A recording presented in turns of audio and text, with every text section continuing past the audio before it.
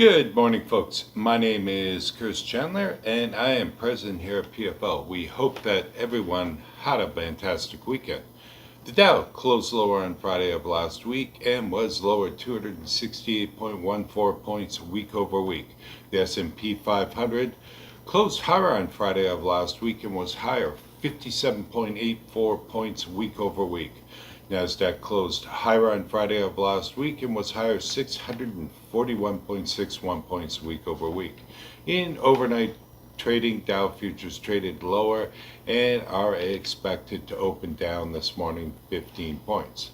Oil prices settled lower on Friday of last week and lower week over week. WTI traded down $1.10 per barrel on Friday of last week to close at $67.20 per barrel, down $1.67 week over week. U.S. commercial crude inventories decreased by 5.1 million barrels. Week over week, U.S. crude inventories are 5% below the 5-year average for this time of year. Total motor gasoline inventories increased by 2.4 million barrels week over week and are 4% below the 5-year average for this time of year.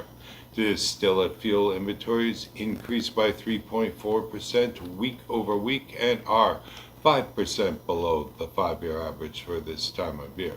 Propane and propylene inventories decreased by 700,000 barrels week over week and are 10% above the 5-year average for this time of year.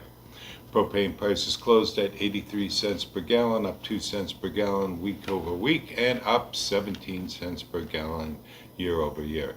WTI is poised to open up 83 cents per barrel from Friday's close.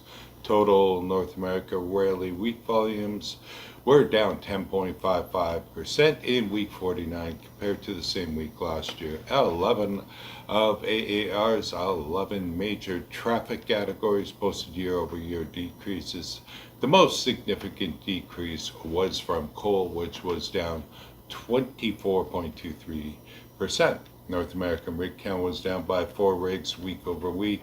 U.S. rig count was up by 7 rigs week over week, but down by 37 rigs year over year. The U.S. currently has 589 active rigs. Canada's rig count was down by 11 rigs week over week, but flat year over year. Canada's overall rig count is 194 active rigs. All year over year, we are down 37 rigs collectively. International rig count, which is reported monthly, was down by 31 rigs month over month and down by 69 rigs year over year. Internationally, there are 919 active rigs. Folks, we've been watching a few things out there for you. We're watching petroleum rail cars.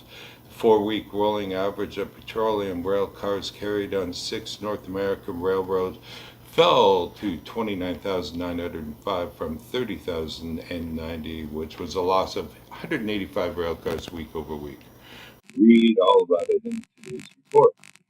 We are watching Canada versus Western Canada. Folks, as most of our readers know, PFL has a strong presence up in Canada through PFL Rail Services Canada. We are looking to expand service offered in that country in an expeditious manner. Certain parts of Canada are open for investment, shunning the wishes of the dysfunctional Trudeau government. I was in Calgary last week attending the UPC Christmas party, and all concerned were open for business and the exploitation of Alberta rich resources, from farming to drilling to natural gas.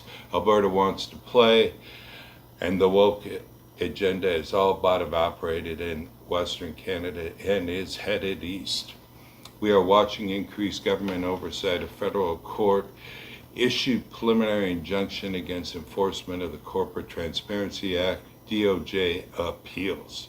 We thought this one was a little bit of an overreach. Please read PFL's Rail Report for further details. In today's report, we highlight the latest refinery runs, the latest import and export numbers for all petroleum-related products. Also, on every weekly report is the latest and greatest on what cars are available for sale, lease, or sublease.